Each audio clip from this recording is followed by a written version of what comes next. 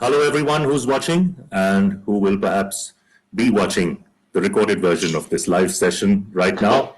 I'm very excited to have this conversation with my dear friend in London, Sarah Sarhandi. Uh, Sarah is a fantastic musician. Her primary instrument is the viola, which is a slightly larger form of the violin, or shall I say the violin is a slightly smaller form of the viola. And Sarah's an award-winning, critically acclaimed composer, violist, and producer. She is of a joint English and Pakistani heritage. She's performed in venues such as the South Bank, London, the Pompidou Centre, Paris, King's Palace, London, Architectural Association, London, Somerset House, the Louvre in Paris, the Colosseum, London, and several other places. She also, as a composer, she uses the viola as a primary instrument, but then also uses her vocals and sounds, general sounds, electronic sounds. So she is a very, very interesting contemporary artist, versed in various musical traditions, I would say.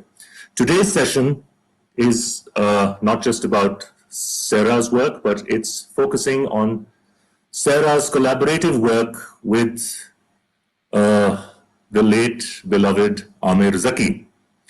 Amir Zaki, as we all know well, was the pioneer of rock guitar playing in Pakistan. He was one of the first persons to play the guitar in Pakistan on that level. He was a fantastically versatile musician. He played with all the pioneers and all the various genres of music in Pakistan, like Alamgir and Vital Signs. I think he played with Nusrat once or twice. And he did collaborative work with endless musicians. Amir Zaki was also a sort of Amir Zaki was what, when me and Sarah were chatting privately just a few days ago, and hearing Amir Zaki's stories, I was reminded of Van Gogh. Because Amir Zaki was a brilliant artist himself, but a brilliant artist who also internally went through a lot, which we will never ultimately know, because we only heard the external expression of through his music of who he was and what his interest in music was, what his life was. But internally, what he went through, only he knows. And Amir Zaki was going through various illnesses and various mental illnesses also. And through all of this, some would even say perhaps because of all of this, he was a brilliant, brilliant artist and a musician, and a fantastic human being, as everyone knows who met him. Last 2 years, when I was running T2F in Karachi, I think almost everyone I came across had some sort of a relationship or some sort of a story or some sort of a memory of Amir Zaki. All the musicians of Karachi definitely did. I personally just met him a few times. We managed to convince him to come and record a couple of bass tracks over some music that we were doing. And that's when I interacted with him very briefly. So I personally don't have many Amir Zaki stories. But Sarah, of course, definitely does, because Sarah spent several years collaborating with Amir Zaki, and they were very close. So let's start from here, Sarah, before we get on to the collaborative work that you were doing. First, if I could just start this session by just asking you how you came across Amir Zaki and how did you two decide to start collaborating? Hi, Arieb. It's so nice to be talking to you this morning, or your afternoon. Well, how did I come across Amir Zaki? Was that your question just now? Yes. Where did you guys meet, and when did you decide to work together? Well, actually, I met him sort of through Essen Barry, but remotely, as it were, because I'd been in Pakistan in 2012 and 11, and I'd set up a studio there, and I'd begun to meet musicians. And one of the musicians I met was Essen Barry. And actually he came to where my studio was, and he gave me a lesson in positive rags. And I think Essen, if he's watching, it was quite a thing. He also had a run-in with a dog, and I never forget him running away at high speed. But when I was back in London, I one day I was just looking on Facebook, and I saw a guy with a guitar standing next to Essen, and I thought it was quite a distant photo, but something in it caught my eye. Just thought he looks interesting, so I sent him a friend request. I didn't know who he was, but when I'd been in Karachi in 2011, some people said to me, "Oh, you should meet Amir Zaki, but he's very reclusive and all of this sort of thing." And I completely had forgotten about it when I sent this Facebook request. I had no memory anymore, really, of this conversation. So I didn't know who he was when I sent him the Facebook request. I had no idea that he was this legendary person. I had no idea who he was. But then I thought, oh, well, I'll check him out. Then I started listening to his work. Anyway, he accepted my Facebook request pretty quickly. And I started listening to his work, and then I realized, oh my God, he's this person that I was supposed to meet. Plus, he's obviously a legend, you know. So I started listening to a piece called "The Day She Left," and I got obsessed with it. I put it on repeat, and that's something I do. When I get interested in something, I put it on repeat for days on end. I did put it on repeat, and then I was thinking, oh my God, I'd so love to play with this person. I'd like to collaborate with him, and then extraordinarily, I got a message from him saying that he was impressed by my musical background and that he'd been listening to my music, and would I possibly consider collaborating with him. So it was great. I didn't have to ask him; he asked me. And also he wrote to me telling me that he gets obsessed with music and he has to put it on a loop and listen to it. It's very sort of odd mirroring, you know.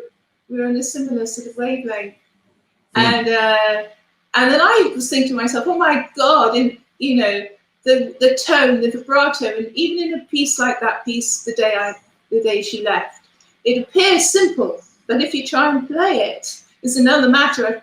I have tried to play it on the viola, and it's got peculiar little twists, and it seems at first like a sort of Western melody, but then once you start getting into it and really discovering it, it's got very different sort of inflections, and you know, it's got a sort of Eastern melody within it, which I found really extraordinary. And then I thought, God, I love the way he moves from note to note.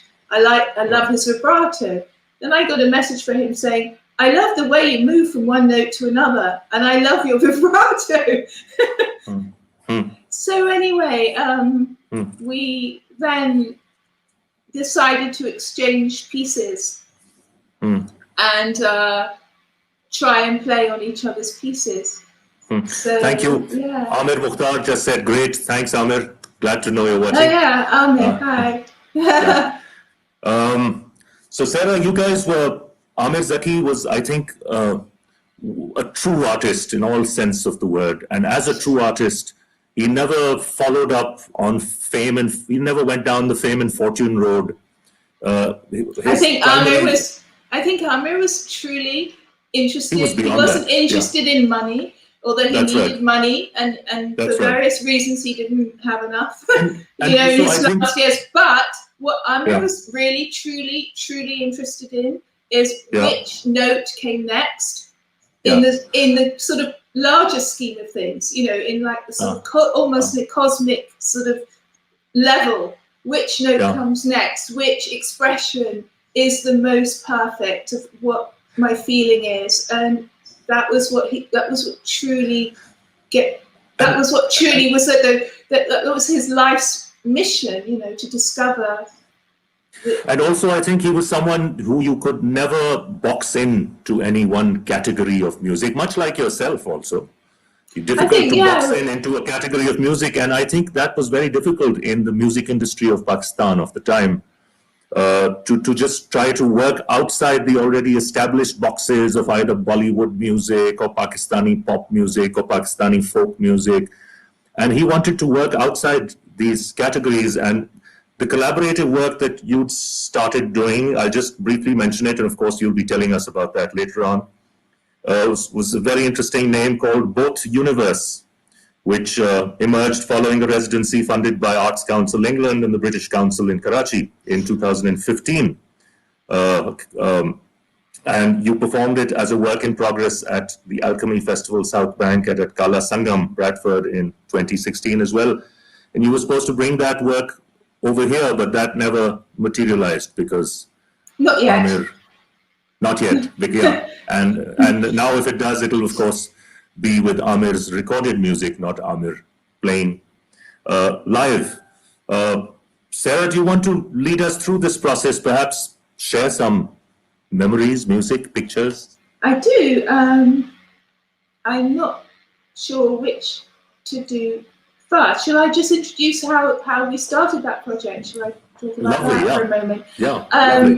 So I wanted to find a way of working with Amir that we both get paid a little bit and also, have a structure to work within and proper support. So I approached Arts Council England and British Council to do a collaborative residency with him in Karachi, and amazingly, brilliantly, they decided to support it. So I went to Karachi in 2015. We'd already started collaborating long distance. There was, maybe we should share that little video of us collaborating long distance of Amir. It's just a video of Amir on Skype sharing with me what he thought was a good melody. He'd had it in his head, he said, for years. And at this point, I'd just like to also introduce our dear friend Shumaila Amjad from T2F Karachi, who's helping us do this session behind the scenes and very kindly offered to play the videos and the images that would be required. I think that one she's got that one ready. Yeah, so it's... Here it comes. It's called Amir Skype, yeah.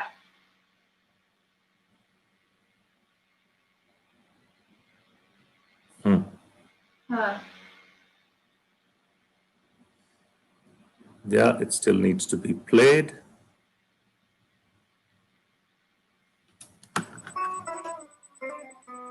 Here we are.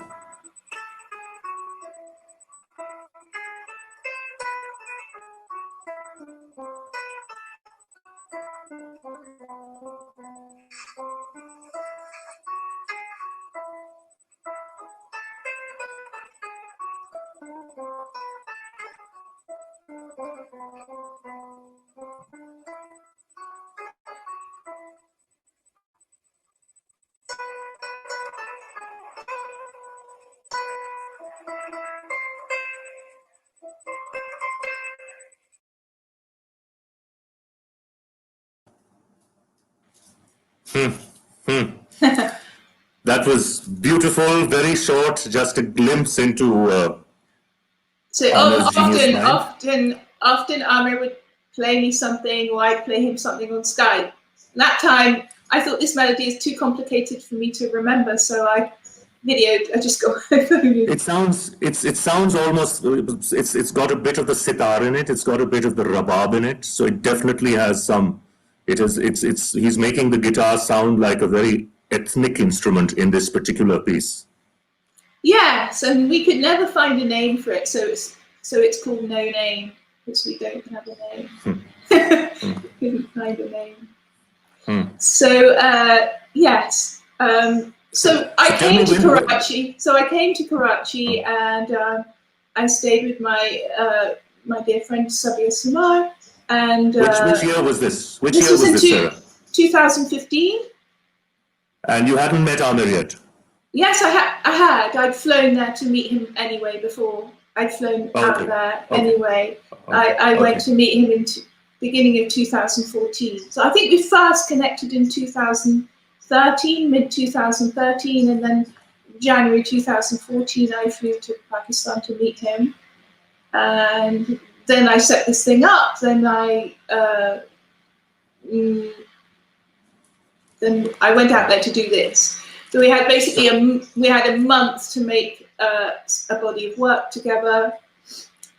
Some of it I took some pieces that I'd already sort of been working on or that I already had. He had some pieces. He had some melodies and some ideas. We both had melodies and ideas. So we just decided to put this stuff together. So we worked very hard. Firstly in Amir's flat, secondly in a studio in Karachi. It was Imad Rahman's studio, and I think Imad may be watching, so hi over there. And Aziz came and did percussion, rehearsed with us.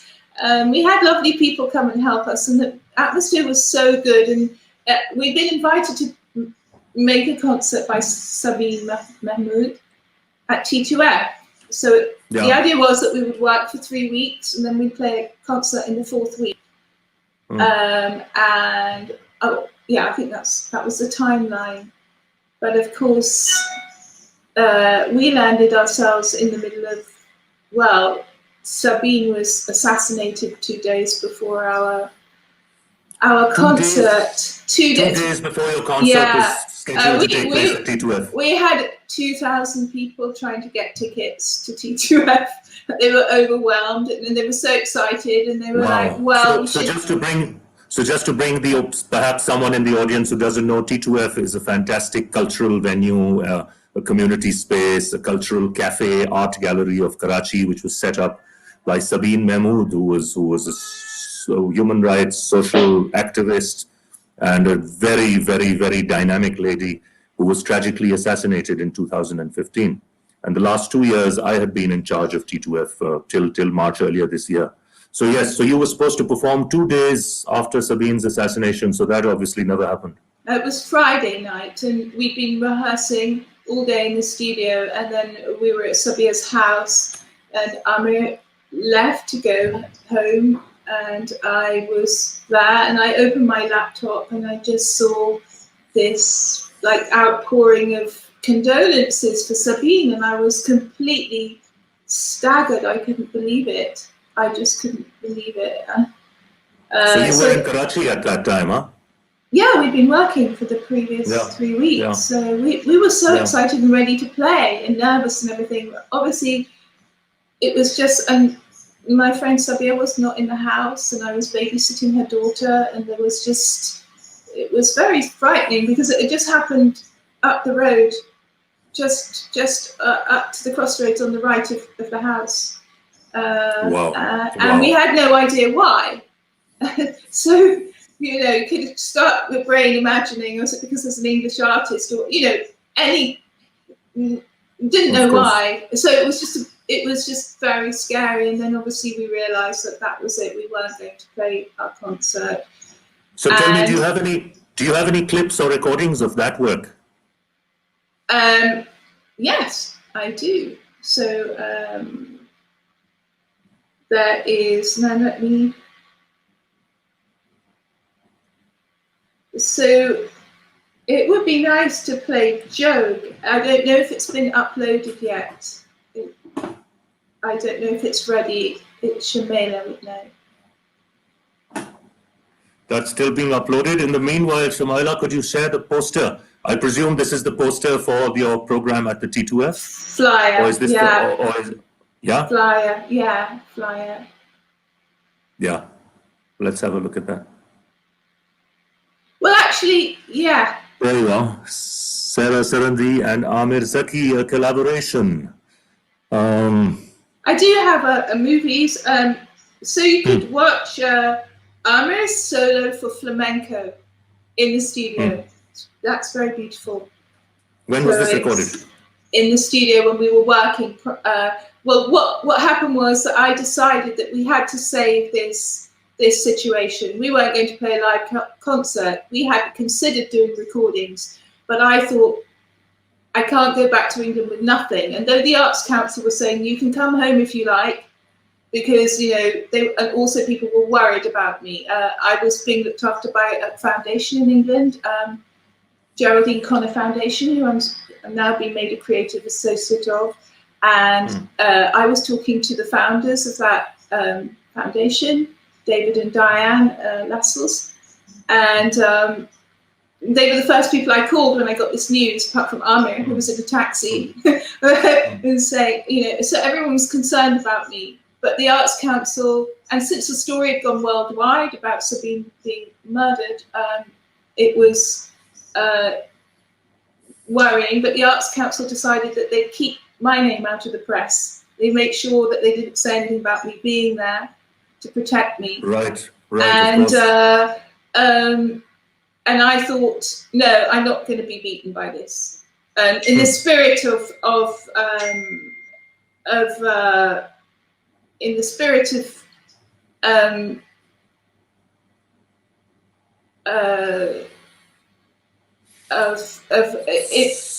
the whole thing, yes, and Sabine, what Sabine was about, I wasn't going to let that beat me. So I said, okay, we're just going to go into the studio and we'll record, and I'll spend some more money, some money of my own, and make sure that this project gets recorded. Something comes thank God, because now, I'm so glad, because Amir's never going to perform that music again.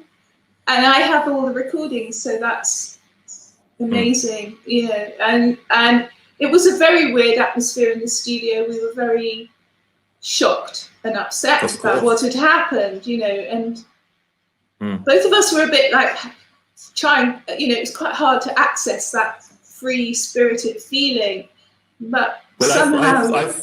I think what I find very beautiful and hopeful is that you didn't allow that to just, you could have just flown back home and you guys could have said, okay, let's just leave this for now. But you people, yes, and I didn't want any special protection or anything. That people saying maybe you should get like a special protocol, make sure you're extremely safe and all this. And then I thought, oh no, I'd just be allowed to go to 3 streets in Karachi. That would be the end of it. I wouldn't be able to go to the studio. I wouldn't be able to and I went around Karachi. I was filming a lot as well. I had a young cameraman there called Taha Kareem, and we went round. Jasir Abro helped. He helped me found this great person. I recorded a dancer. I was recording all sorts of things, so I thought, I'm not going to let this stop me. I'm just going to keep going. Tell me this flamenco, this solo flamenco video, were you a part of that as well? Yes, I'm on that piece, but this was Amir's solo. Yeah, I just want to say it's very much Amir's. This piece was very much Amir's idea, so this one is kind of a lot of his. Let's have a listen.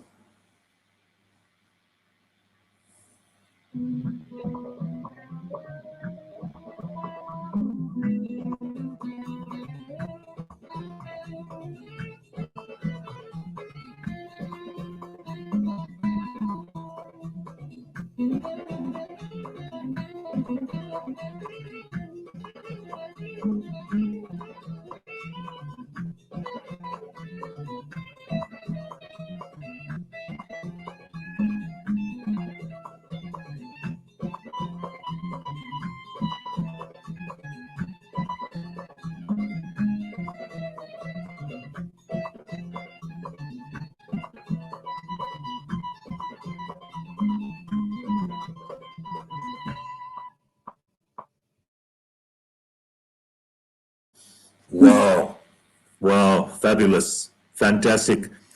Amir was. I have to say this, that having spent the last 2 years in Karachi, and then of course having grown up there also, but Amir very much was a Karachiite. He, like all my musician friends who are living and working in Karachi, had a sort of a love-hate relationship with the city.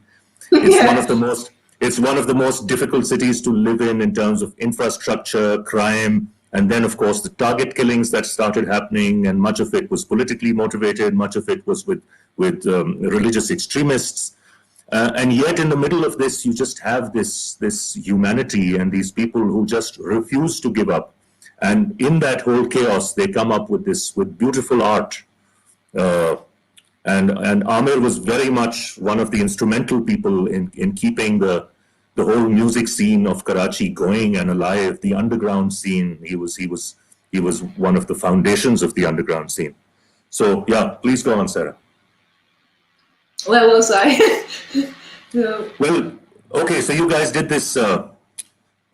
You guys, when you couldn't perform at T2F, you did this other collaborative studio work. Has any of that work ever been released? It's not released. It's being performed at the South Bank in 2016. I gave a performance called Both Universe, which included a selection of that work. It wasn't all about that work, but and I took the title from a line in a poem by Fez Ahmed Fez, and for people who don't know, you can explain who he was. Arieb. Fez was one of the biggest writers, one of the most well-known writers of Urdu language, poet of Urdu language, and he's known to be a revolutionary poet. Fez, his poetry was revolutionary. His poetry was very, very outspoken, but it was also very, very sophisticated. It was not on the level of sloganeering. Fez was a very, very deep and a very existentialist poet at the same time, while being a revolutionary poet. So yes, Fez Ahmed Fez. What is it? What name did you take? Well, it was a line from a poem, and I don't have the poem anymore, or even the Urdu, but it translated as Both Universe, and the sense of it was, as explained then, that it's the sum of, it's what two people or two countries or two places or any two entities make that's bigger than themselves when they're combined. So for me, this very much spoke to me. I'm half Pakistani and half English, and so I do hope that I sort of look for that connection and the meaning of that connection, and that's important to me to discover that as I go through my life. That some of the, I suppose there's that phrase that this something to do with both making more than one on its own, and that also with people, that if two people are close and they combine their psyches or their experiences, they will make something bigger than the both and of us, both universe. So they make a universe. And what quantity of music did the two of you actually produce together, compose together, record together? That is still not sort of probably 15 tracks we have. Wow. Oh. Yeah. And we also did we did things like we did a trial for a BBC series about cats because we both had cats. Amir was really of cats. I have a cat, so we got offered this trial for a BBC series, which we didn't get in the end. But it's kind of a thing with Amir being like a cat and stuff. And it was about the series where cats wear cameras, and then the cameras they go out and kill and stuff. And you think your cat's a nice kind of furry thing, but then you see it with what it gets up to in the night when you're not looking. It's a murderer. So we did quite a few things. I did a film score for someone called Anthony Malinowski for an exhibition in Poland, and Amir gave me some guitar pieces. We did all sorts of things. We were constantly sort of, So Is there any piece which you could play for us, which Shumaila could play for us, which she has right now, where the two of you have played together? I let me see what I have here. I mean, I think I kept them really short, so I think what I did was mostly. Well, I presume you're meaning. There is a.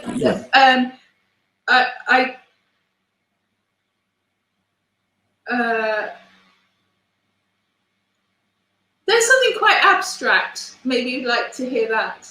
Yes, please, of course. So it was a piece that we started making very early on, and it was very spaced out. So we called it Spacey because there was a lot of space in it. And Amir recorded in Karachi the guitar parts. I'd already recorded this piano piece, and he decided to put guitar in it. And he spent quite a lot of time trying to, as he said, find the opening in it and find the notes. He really spent a lot. And when we were in Karachi, when I was there that time, when we were having that collaboration, I asked Mobeen Ansari, who's a brilliant photographer, as we know, and he photographed Amir quite a lot, and for his book Darkan, I asked him if he'd lend us some photographs, because he took these brilliant photographs of stars. So I said, would he lend us these? So I put it together in a video. We were going to show it at T2F, but can we see it here, or can we see it? Yes, you can see it. You can see it. It's called Spacey.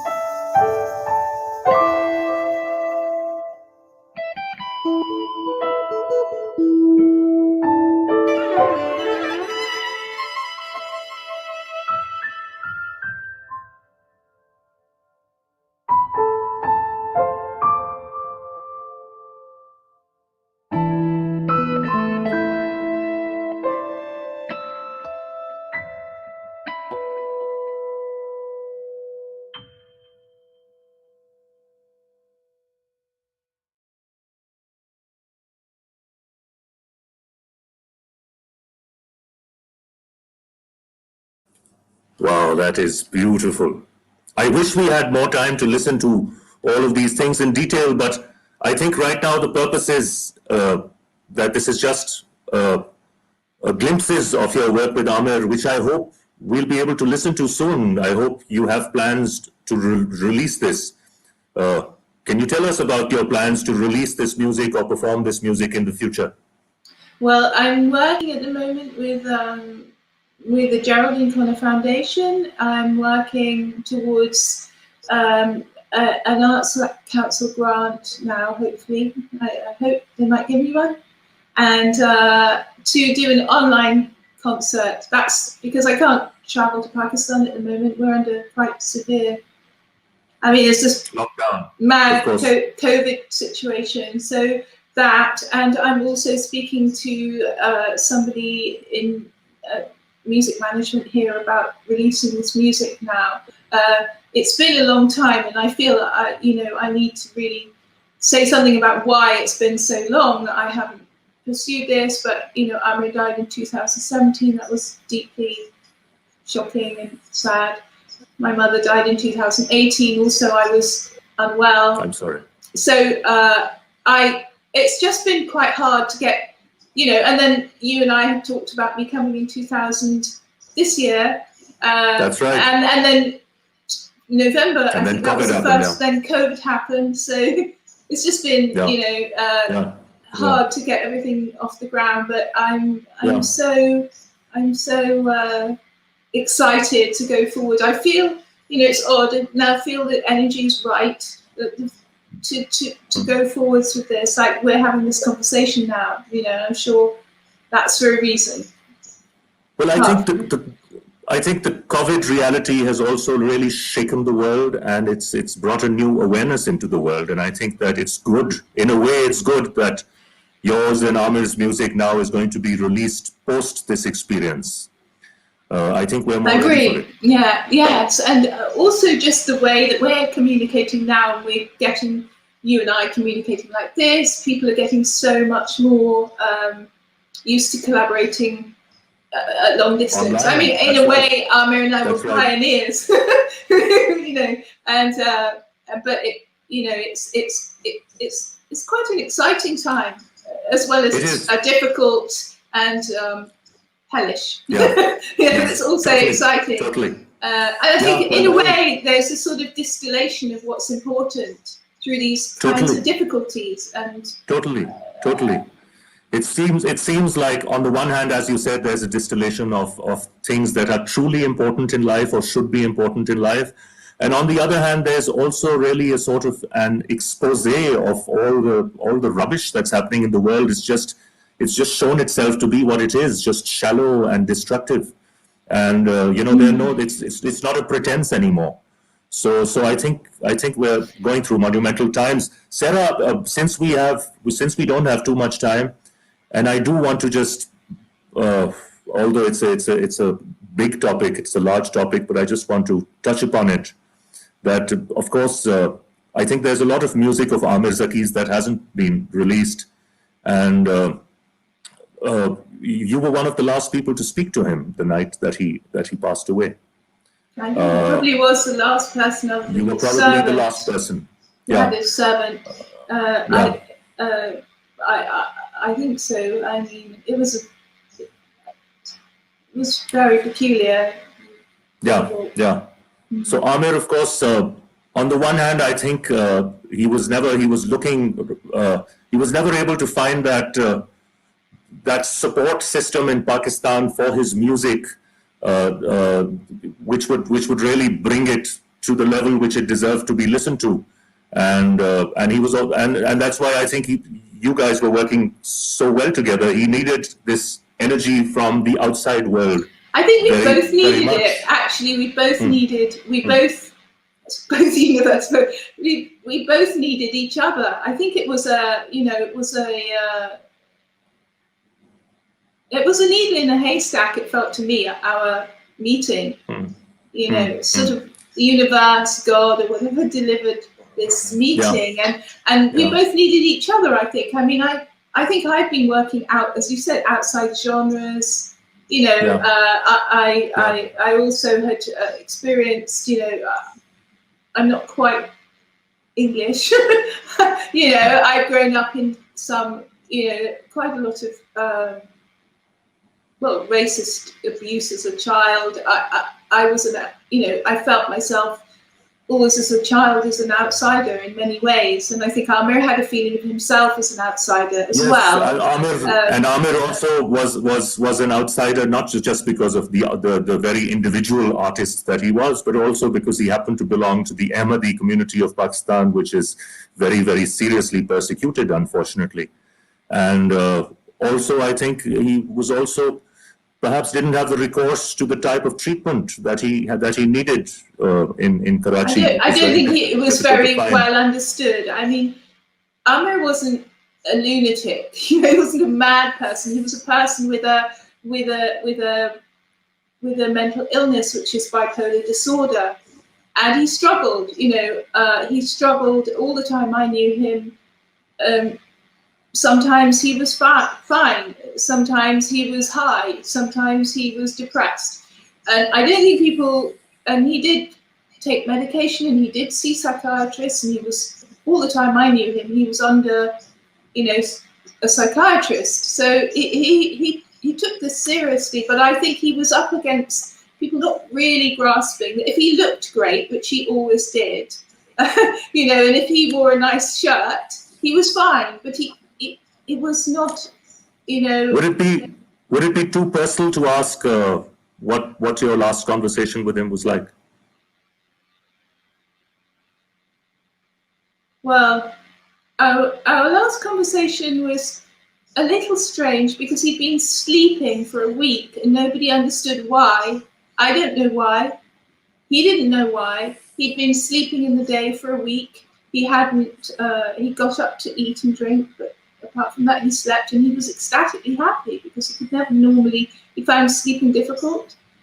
I said to him, I think you should go and get yourself checked out.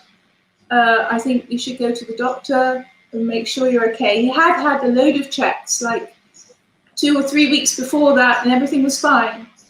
So he said, oh, right, but he didn't go and get himself checked. And he said, no, I just need the sleep. I need it. And I thought, well, you probably do. So, but I still was nervous. And then that night I said to him, what's wrong? You look awful. I just even on Skype. And I was a bit I was like, why do you keep sleeping?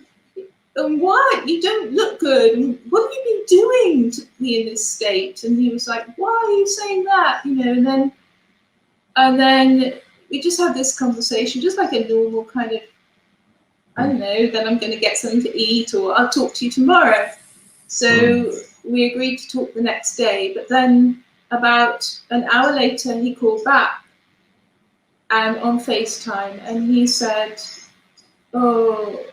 he started talking, but he wasn't looking at me. He wasn't aware that I was there. And I thought, oh my God, he's called me. He's asleep. Why has he called me asleep? He must have called me in his sleep. And I was saying, oh no, but I'm here, and he didn't respond. And then he just closed his eyes and sort of almost slightly fell backwards. And I thought, I kept trying to wake him up. Then I thought, I can't sit here on the stairs with my iPad all night trying to wake him up. But I was very, very worried. I was very concerned. And so I hung up and I sent a message to my friend Sabia, and I said, I'm so worried about Amir. I think I ought to get on the plane. Something's really wrong. And I'm really afraid for him. I'm afraid he might die or something if he has another breakdown, if that's what's going on. And then horrifically, the next day, I woke up to the news that I went to the dentist actually. And I came out of the dentist and went home and discovered that he had died. It was terrible. It was... Wow. We were very shocking. Of course.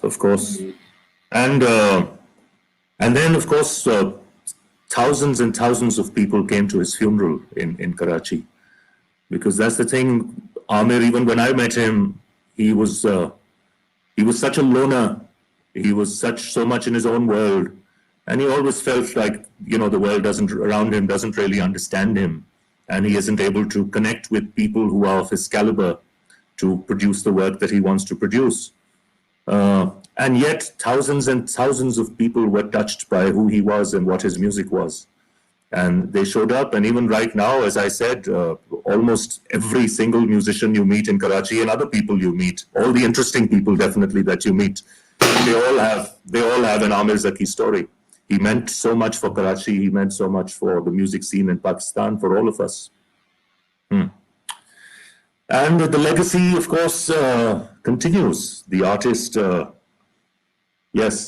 artist puts in what he has to and moves on, and the story continues. When are you, so hopefully next year we can get you here, Sarah, and perhaps perform some of these things live. Please. I can't wait to come and perform this music live. And even some other music I've made since. I'm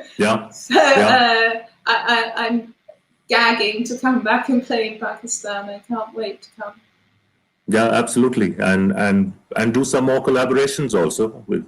Yes, definitely. Possibly so even with you, Arieb. That's right. We've been because toying with that idea about as you, well. But you're also an incredible musician. So. Thank you. Yeah. Would you play us something more? A glimpse of more of your work. Yeah. I don't know if Shamela is Karachi Dark Light uploaded. I think it is Karachi Dark Light excerpt. Let's just see. Yes, the audio is uploaded. So this piece I made before I came. Well, when I came in 2012, when I set my studio up, I made this in. And then I told Amir I had this piece Karachi Dark Light, and he said I made a piece called Karachi Morning, and so I brought it back. Brought this piece in 2015, and he put a solo on it. But this is just an excerpt of the piece without him on it. I thought I'd play it for you.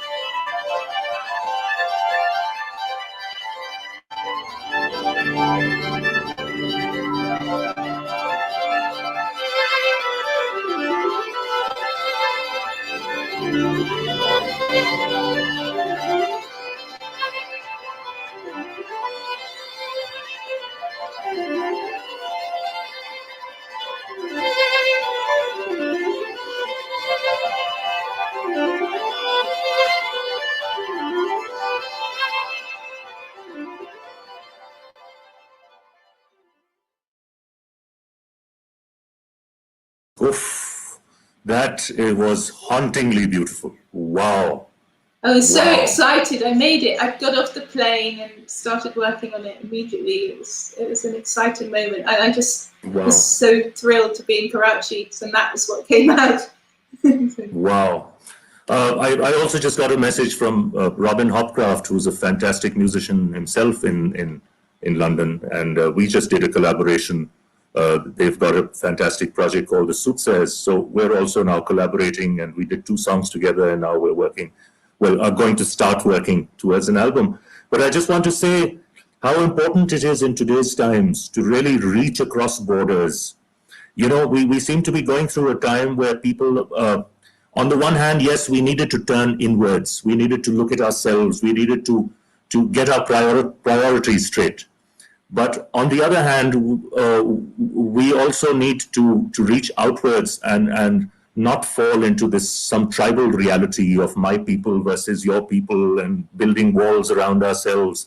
In fact, and I think this is where the artists around the world and really can, with the technology available to us today, we are able to do this, to create music across borders, to reach across with our different traditions and with our different cultures, because the intention of it all is the same, whether you're doing music, whether you're a folk or classical musician in Pakistan or in Ireland or in the Balkans or in Africa.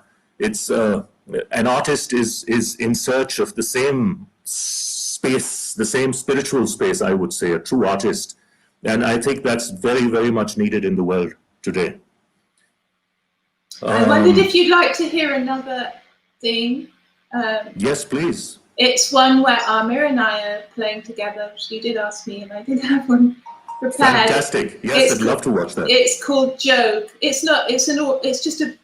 You have to listen. There's not a video, but it's got a kicking solo from here. It starts. I think you might like it. It's called Yes, Joke. please. Joke. Let's listen. Absolutely.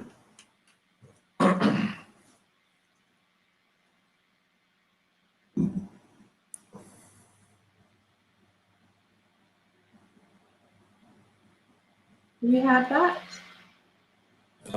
She just started playing it and then it went off. Jog. Oh, Shamila's saying jog or jog? Jog. Joke. Yeah.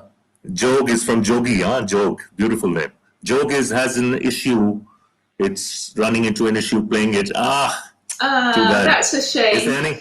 It's a shame. Any other piece which perhaps you shared with Shamila, which we can have a listen to?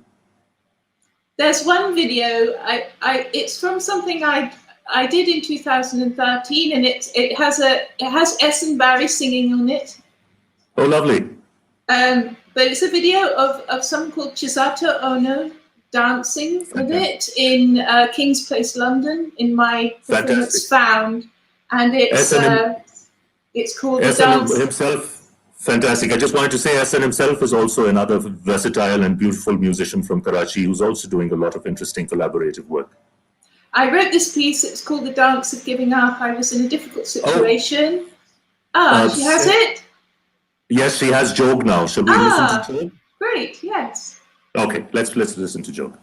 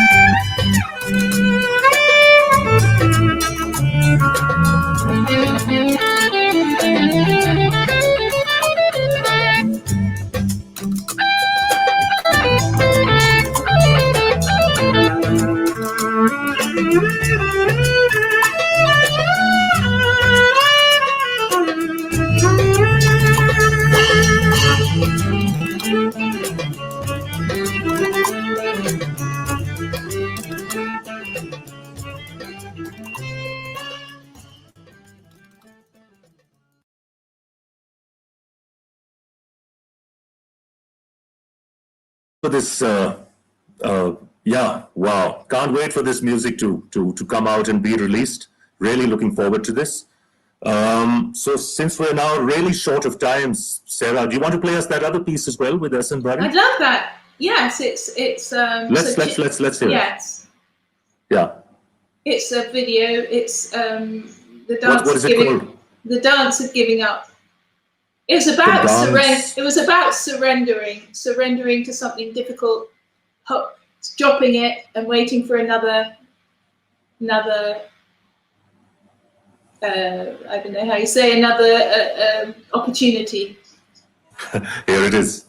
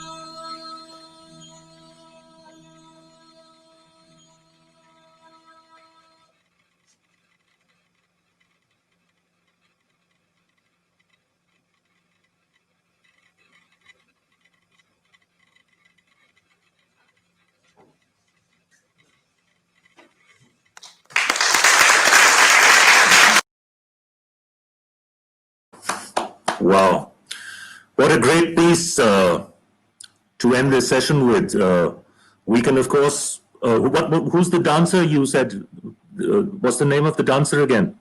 Can you hear me? Because it's gone. Can you hear me? The video is yeah, frozen. I can hear you. Yes, the video's frozen, but okay. I can hear you. She's called Chisato Ono. She used to dance with Ron Bear. She's incredible. That's amazing. So I mean, we can of course go on speaking for hours as. Hello. Yeah, the connection seems to be a little. Yeah, you're back on. I think.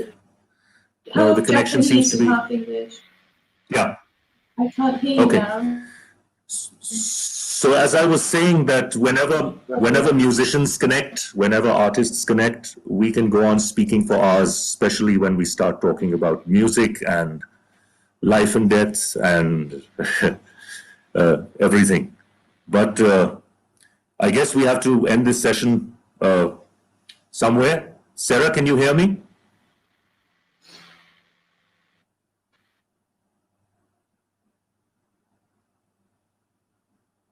Hello, Sarah. Are you able to hear me? No. Syed Ali says he can hear us both, but I can't hear you. Yeah, no, okay. I guess let's end it here. I think it's been an hour and we're having some connectivity issues as well. But it was so lovely chatting to you. It was lovely listening to your music, listening to your collaborative work with Amir Zaki, and really excited to see, to know that Amir Zaki's unpublished work is going to be available soon, and that there's so much of it. And really looking forward to welcoming you next year in Pakistan as well, and hope that these collaborative. Thank you so much, Arieb. Thank you. And thanks to everyone. Thanks to all the audiences. Thank you so much, Shumaila Amjad, for setting this up behind the scenes. Thank you to T2F. And yes, love and light, blessings to all.